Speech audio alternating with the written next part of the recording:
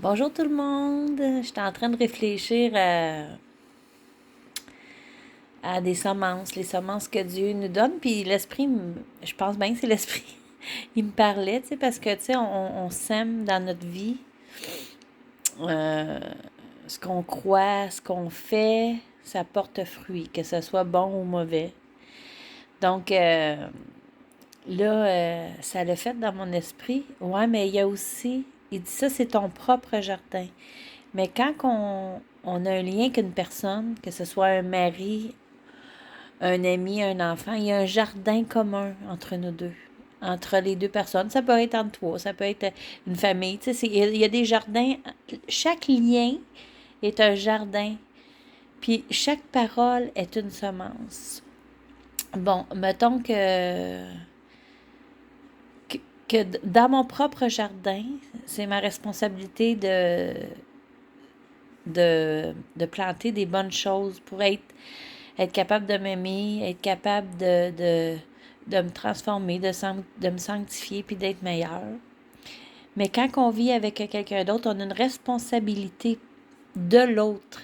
Quand il dit Dieu aime ton prochain comme toi-même, si tu prends soin de ton jardin, tu vas prendre soin du jardin de ton prochain, de ton frère, de ta soeur, de ta mère, de ton père, de ton cousin, de ton voisin, de ton enfant, de tous ceux que tu rencontres.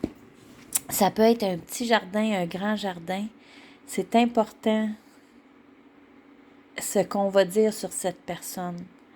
C'est important parce que quand tu sèmes dans le jardin de quelqu'un d'autre, parce que tu as un lien avec cette personne-là, c'est quelque chose que vous allez récolter les deux.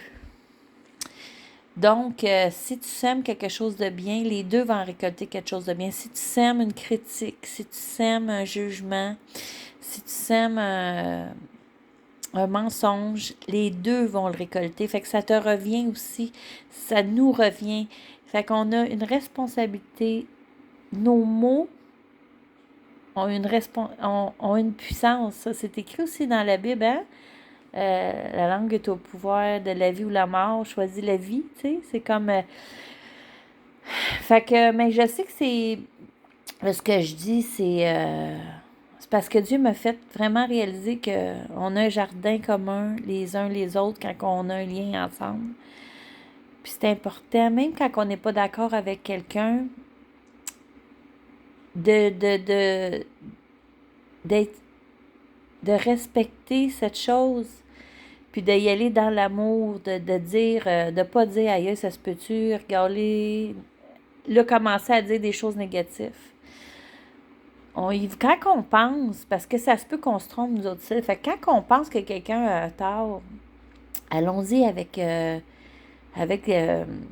la sagesse, tu sais, Dieu, là, dans ce temps-là, on prie Dieu, Dieu, montre-moi, je trouve pas ça correct, d'après toi, c'est-tu moi qui comprend pas, ou, puis là, tu y vas qu'à mots, si vraiment tu es certain que l'autre n'a pas quelque chose, tu pries pour que cette personne change, t'arraches les mauvaises herbes, mais il faut qu'on les arrache à la racine. C'est qui arrache à la racine? C'est Jésus, l'Esprit de Dieu, lui, il va arracher sans faire de mal parce qu'il sait que nous autres, c'est pas pour rien qu'il a dit arrachez pas parce que vous allez peut-être arracher du bon. On va peut-être blesser. Fait que c'est de prier, de y aller avec amour. Tu sais, souvent, on est une génération blessée. On pogne les nerfs vite, hein? Surtout depuis la pandémie, là. Il est temps de revenir à ça, là, de revenir à comprendre que ce qu'on dit, ça va porter un bon fruit ou un mauvais fruit, ou une belle fleur ou une fleur de pas bonne, ou en tout cas, c'est important. J'avais le goût de vous partager ça parce que on a une responsabilité de semer des bonnes choses dans notre jardin puis dans le jardin de notre prochain parce qu'on sème aussi. Les autres aussi, ils sèment. Si jamais tu t'aperçois qu'il y a quelqu'un qui a semé quelque chose de pas bon, sais-tu comment couper ça sec? Tu sais quoi qui fait en sorte que la mauvaise herbe euh, meurt? C'est le pardon. Fait que pardonne, puis prie que cette personne-là puisse être capable de réagir d'une autre façon. Fait que j'avais juste envie, c'est pas long, c'est juste, moi, ça m'a fait prendre conscience qu'il faut que je fasse attention. Parce que, tu sais, là, on peut être des très bonnes personnes, là, puis on sait des fois, là, entre mari et femme, des fois, tu sais, quand t'es proche, plus facile de critiquer, hein, de dire l'autre fait pas ça correct ou ci ou ça. En tout cas, je peux vous dire, après une couple d'années, je me suis souvent trompée à penser que j'avais raison. Fait que c'est quelque chose que c'est important de se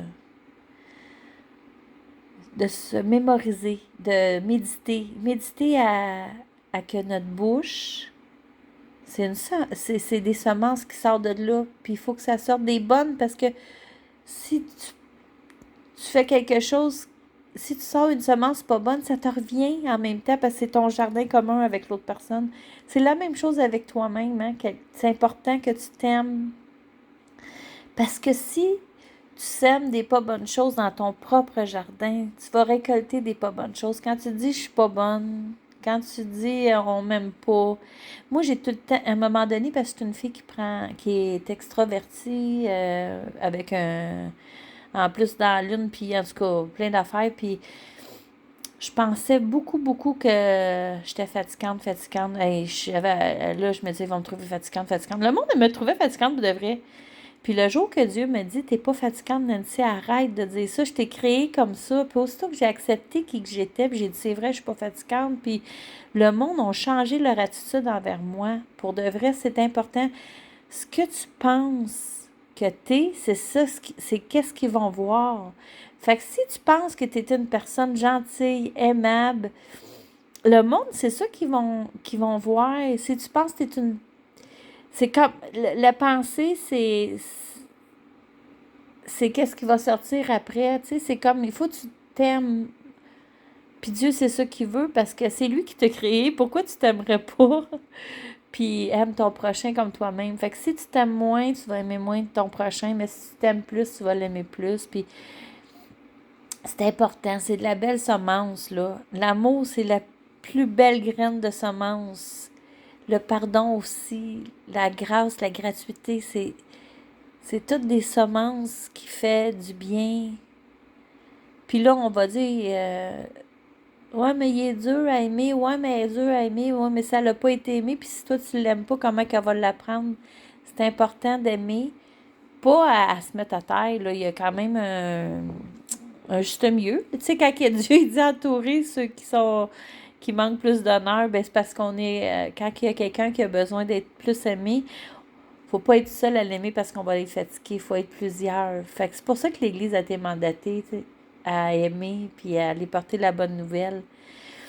Fait qu'en tout cas, je nous souhaite que des bonnes semences. Puis surtout d'être une bonne terre quand quelqu'un va nous envoyer des bonnes semences pour que ça puisse porter beaucoup de fruits. Puis surtout qu'on ait le pardon pour éliminer les mauvaises herbes. Fait que je vous aime. J'avais juste envie de vous partager ça. Je vous souhaite une très belle journée, une bonne soirée.